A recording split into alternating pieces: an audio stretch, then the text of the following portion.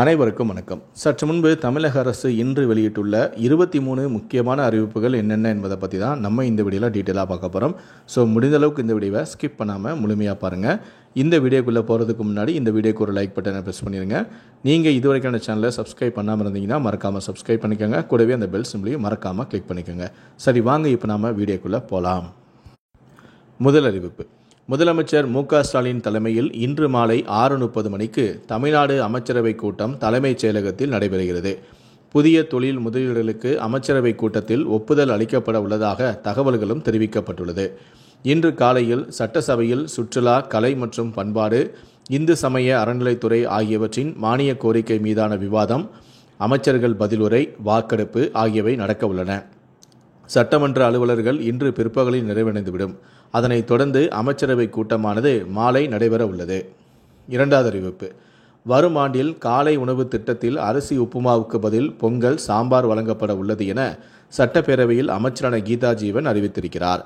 சென்னை, மதுரையில் திருநங்கைகளுக்கு அரண் என்னும் தங்கு மையம் 63 லட்சம் மதிப்பீட்டில் கட்டித்தரப்படும் எனவும், பெண்கள், குழந்தைகளுக்கு எதிரான விழிப்புணர்வு குறும்படங்கள், புத்தகங்கள் தயாரித்து வழங்கப்படும் எனவும், புதுமை பெண் திட்டத்திற்கு இதுவரை 221 கோடி ரூபாய் செலவு செய்யப்பட்டுள்ளது எனவும் சட்டப்பேரவையில் தெரிவித்தார். மேலும் சத்துணவு குழந்தைகளுக்கான உணவூட்டு மானியம் 61 கோடியாக உயர்த்தப்படும் எனவும் அவர் தெரிவித்துள்ளார். மூன்றாவது அறிவிப்பு. வெயில் காலத்தில் உடலுக்கு குளிர்ச்சி தரும் பழமான தர்பூசணியில் ரசாயன கலப்பு இருப்பதாக கடந்த சில தினங்களுக்கு முன்பு தகவல்கள் வெளியான நிலையில் அதன் விலையும் விற்பனையும் கடுமையாக சரிந்தது. இந்த நிலையில்தான் தர்பூசணி பழங்களில் எந்த ரசாயனமும் இல்லை என தமிழ்நாடு அரசு சென்னை உயர்நீதிமன்றத்தில் தெரிவித்திருக்கிறது. நான்காவது அறிவிப்பு. தமிழ்நாடு விவசாயிகள் விவசாய அடையாள எண்ணை பெறுவதற்கான கால அவகாசம் ஏப்ரல் 30 வரை நீடிக்கப்பட்டுள்ளது. வேளாண் துறை சார்ந்த திட்டங்களில் பயன்களை பெற விவசாய அடையாள எண்ணை பெறுவது அவசியமாகும். எனவே தமிழ்நாடு விவசாயிகள் விவசாய அடையாள எண்ணை பெறுவதற்கான கால அவகாசம் ஏப்ரல் 30 வரை நீடிக்கப்பட்டுள்ளது. வேளாண் மற்றும் வேளாண் சார்ந்த பிற துறைகளால் செயல்படுத்தப்படும் அனைத்து ஒன்றிய, மாநில அரசு திட்டங்கள், பிரதமரின் கௌரவ ஊக்கத்தொகை, பயிர் காப்பீடு தொகை, பயிர்க்கடன், வெள்ள நிவாரணம் மற்றும் வறட்சி நிவாரணம் போன்ற திட்டங்கள் இந்த பதிவுகளின் அடிப்படையிலேயே இனிவரும் காலங்களில் வழங்கப்படும் என்பதால் இந்த கெடு உத்தரவு பிறப்பிக்கப்பட்டுள்ளது. ஐந்தாவது அறிவிப்பு. தமிழ் அறிஞர்கள், அகவை முதிர்த்த தமிழ் அறிஞர்கள், எல்லை காவலர்களுக்கு உதவித்தொகை உயர்த்தி வழங்கப்படும் என சட்டப்பேரவையில் அமைச்சரான சுவாமிநாதன் அறிவிப்பொன்றை வெளியிட்டிருக்கிறார். அந்த வகையில் தமிழ் அறிஞர்களுக்கு 4,500 ரூபாயிலிருந்து 7,500 ரூபாயாகவும், அகவை முதிர்த்த தமிழ் அறிஞர்களுக்கு 3,500 ரூபாயிலிருந்து 7,500 ரூபாயாகவும், எல்லை காவலர்களுக்கு 5,500 ரூபாயிலிருந்து 7,500 ரூபாயாகவும் உயர்த்தி வழங்கப்படும் எனவும் அறிவித்துள்ளார். இந்த ஆண்டு முதல் கலைஞர் பிறந்தநாள் செம்மொழி நாளாக கொண்டாடப்படும் எனவும் அமைச்சரான சுவாமிநாதன் தெரிவித்துள்ளார்.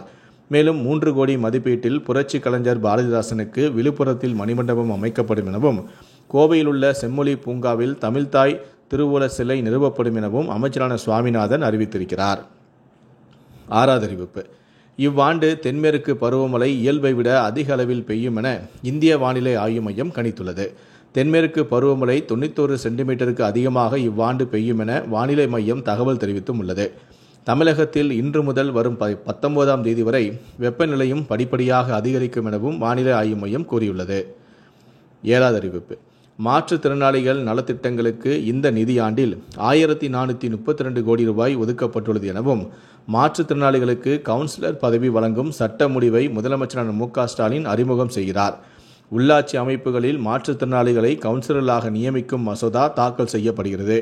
கலைஞர்தான் மாற்றுத்திறனாளி என்ற சொல்லையே உருவாக்கினார் எனவும் சட்டப்பேரவையில் முதலமைச்சரான மு.க. ஸ்டாலின் கூறினார். எட்டாவது அறிவிப்பு.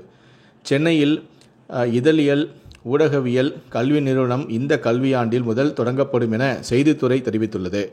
எம்ஜிஆர் திரைப்படம் தொலைக்காட்சி பயிற்சி நிறுவனத்தில் கலைஞர் திரை கருவூலம் அமைக்கப்படும் எனவும், தவத்திரு குன்றக்குடி அடிகளார் நூற்றாண்டு விழா சிவகங்கை மாவட்டம் அளவில் அரசு விழாவாக கொண்டாடப்படும் எனவும், நாகூர் அணிபார் நூற்றாண்டு விழா நாகப்பட்டினம் மாவட்டம் அளவில் அரசு விழாவாக கொண்டாடப்படும் எனவும் செய்தித்துறை தெரிவித்துள்ளது. ஒன்பதாவது அறிவிப்பு. சென்னையில் அகில இந்திய குடிமைப் பணிகள் பயிற்சி மையம் அமைக்கப்படும் என்று அமைச்சரான கைல்வெளி செல்வராஜ் தெரிவித்திருக்கிறார். 10வது அறிவிப்பு.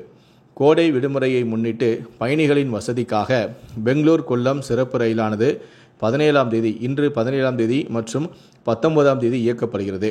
இன்று மாலை 3:50 மணிக்கு பெங்களூருவிலிருந்து சிறப்பு ரயில் புறப்பட்டு மறுநாள் காலை 6:20 மணிக்கு கொல்லம் சென்றடையும்.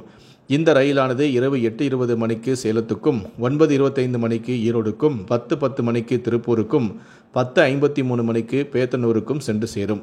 இதுபோல கொல்லத்திலிருந்து வருகிற 18ஆம் தேதி மற்றும் 20ஆம் தேதி காலை 10:45 மணிக்கு இந்த சிறப்பு ரயில் புறப்பட்டு மறுநாள் அதிகாலை 1:30 மணிக்கு பெங்களூர் சென்றடையும்.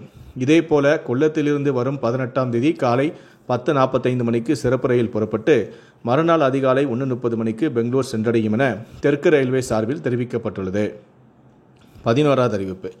ஏப்ரல் 15ஆம் தேதி 10ஆம் வகுப்பு பொதுத் தேர்வு முடிவடைந்த நிலையில் மாணவர்களின் விடைத்தாள்கள் 118 மண்டல சேகரிப்பு மையங்களுக்கு எடுத்து செல்லப்படும்.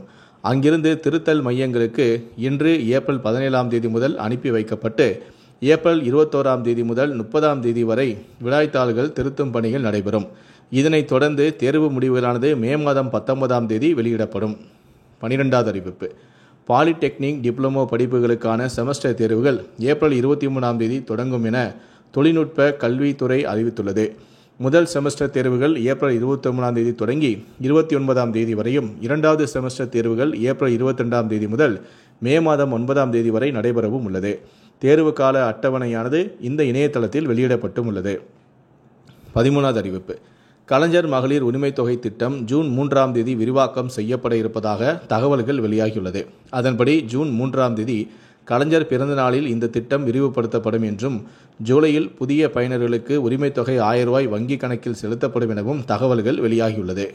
மகளிர் உரிமைத் தொகை திட்டத்திற்கு 5 ஏக்கர் நன்சை 10 ஏக்கர் புன்செய்க்கு அதிகமாக வைத்திருப்பவர்கள், ஆண்டுக்கு 2 லட்சத்திற்கும் மேல் வருமானம் பெறுபவர்கள், 3500 யூனிட்டுக்கும் அதிகமான மின்சாரம் பயன்படுத்தும் குடும்பங்கள், வருமான வரி செலுத்துவோர், மக்கள் பிரதிநிதிகள் உள்ளிட்டோர் விண்ணப்பிக்கவும் முடியாது. அதேபோல ஆண்டு ஊதியம், ஓய்வூதியம், சமூக பாதுகாப்பு ஓய்வூதியம் பெறுவோர், கார், ஜீப் உள்ளிட்ட 4 சக்கர வாகனங்கள் வைத்திருப்போர், அரசு ஊழியர்கள், பொதுத்துறை நிறுவனங்கள், வங்கி ஊழியர்கள் உள்ளிட்டோரும் மகளிர் உரிமைத் தொகை திட்டத்திற்கு விண்ணப்பிக்க முடியாது. 14வது அறிவிப்பு. தமிழ்நாடு அரசு சார்பில் வெளியிடப்படும் அரசாணைகள், சுற்றறிக்கைகள் தமிழில் மட்டுமே இருக்க வேண்டும் என அனைத்து துறை செயலாளர்கள், மாவட்ட ஆட்சியர்கள், துறை அலுவலர்களுக்கு தமிழ்நாடு அரசு உத்தரவிட்டும் உள்ளது.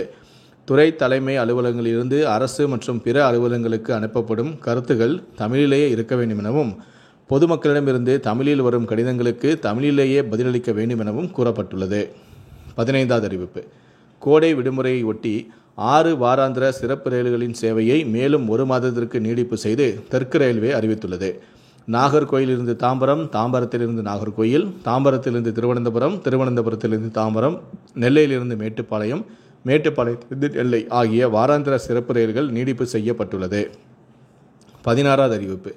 கோடைக்கால கூடுதல் தேவைக்காக படுக்கை வசதியுடன் கூடிய தனியார் பேருந்துகளை வாடகைக்கு எடுத்து இயக்க அரசு விரைவு போக்குவரத்து கழகம் முடிவு செய்துள்ளது. தற்போது இயக்கப்படும் பேருந்துகளுக்கு 1 கிலோமீட்டருக்கு 50,000 ரூபாய் செலவு ஏற்படுகிறது. அந்த தொகைக்கு மிகாமல் குறைவான விலை கோரும் நிறுவனத்திடம் இருந்து பேருந்துகள் வாடகைக்கு எடுக்கப்படும் எனவும், இதில் பேருந்து பராமரிப்பை தனியார் பேருந்து உரிமையாளர்களை மேற்கொள்வார் எனவும், மேலும் கூடுதலாக தனியார் பேருந்துகளை இயக்கும் போது பயணிகள் சிரமமின்றி பயணிக்க உதவும் எனவும் கூறப்பட்டுள்ளது. 17வது அறிவிப்பு. இலவச கட்டாய கல்வி உரிமை சட்டத்தின்படி RTE தனியார் பள்ளிகளில் 25% இடங்களில் ஏழை குழந்தைகள் சேர்க்கப்படுவார்கள்.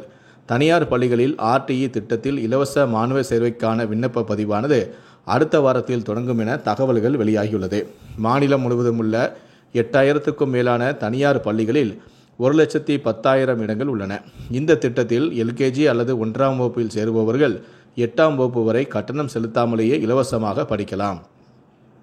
18வது அறிவிப்பு.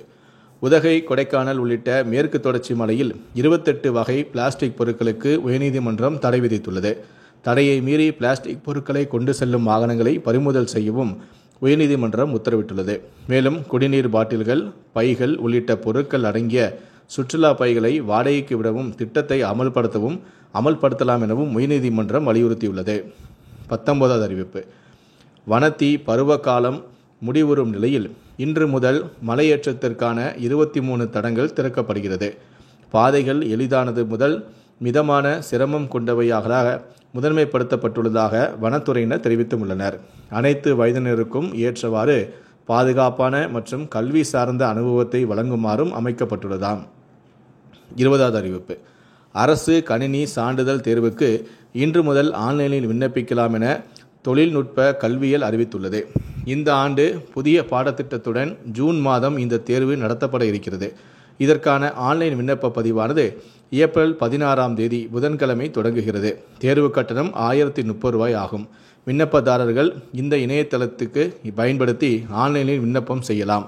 கூடுதல் விவரங்களை தொழில்நுட்ப கல்வி இயக்கத்தின் இணையதளத்தில் விரிவாக நீங்கள் தெரிந்து கொள்ளலாம். 21வது அறிவிப்பு. தமிழகத்தில் கடந்த 3 ஆண்டுகளில் அரசு பள்ளி மாணவர்கள் உயர்கல்வியில் சேருவது 30% அதிகரித்துள்ளதாக பள்ளி கல்வித்துறை தெரிவித்துள்ளது. 22வது அறிவிப்பு. தமிழக அரசின் தொழில் முனைவோர் மேம்பாடு மற்றும் புத்தாக்க நிறுவனம் சென்னையில் சொந்தமாக யூடியூப் சேனலை உருவாக்குதல் தொடர்பான பயிற்சியானது 22/4/2025 முதல் 24/4/2025 வரை 3 நாட்கள் காலை 10 மணி முதல் மாலை 5 மணி வரை இந்த நிறுவன வளாகத்தில் நடைபெற உள்ளது. கடைசியாக 23வது அறிவிப்பு. தென்கிழக்கு மத்திய ரயில்வேயில் காலியாக உள்ள 1007 பணியிடங்களை நிரப்புவதற்கான விண்ணப்பங்கள் வரவேற்கப்படுகிறது. எனவே தகுதி மற்றும் விருப்பம் உள்ளவர்கள் இறுதி நாள் முடிவதற்குள் விண்ணப்பித்து பயன்பெறலாம் என தெரிவிக்கப்பட்டுள்ளது. விண்ணப்பிக்க கடைசி தேதி 4/5/2025 ஆகும். இந்த 23 அறிவிப்புகளை பற்றிய உங்களுடைய கருத்துக்கள் என்ன அப்படிங்கிறத கீழே இருக்கக்கூடிய கமெண்ட் செக்ஷனில் மறக்காமல் சொல்லுங்கள். முடிந்த அளவுக்கு இந்த வீடியோவை மற்றவங்களுக்கும் ஷேர் பண்ணுங்கள். மேலும் இது போன்ற பல வீடியோக்களை நீங்கள் பார்க்கணும் அப்படின்னு நினச்சிங்கன்னா மறக்காமல் நீங்கள் சப்ஸ்கிரைப் பண்ணுங்கள். கூடவே அந்த பெல் சிம்பிளையும் மறக்காமல் கிளிக் பண்ணுங்கள். நன்றி, வணக்கம்.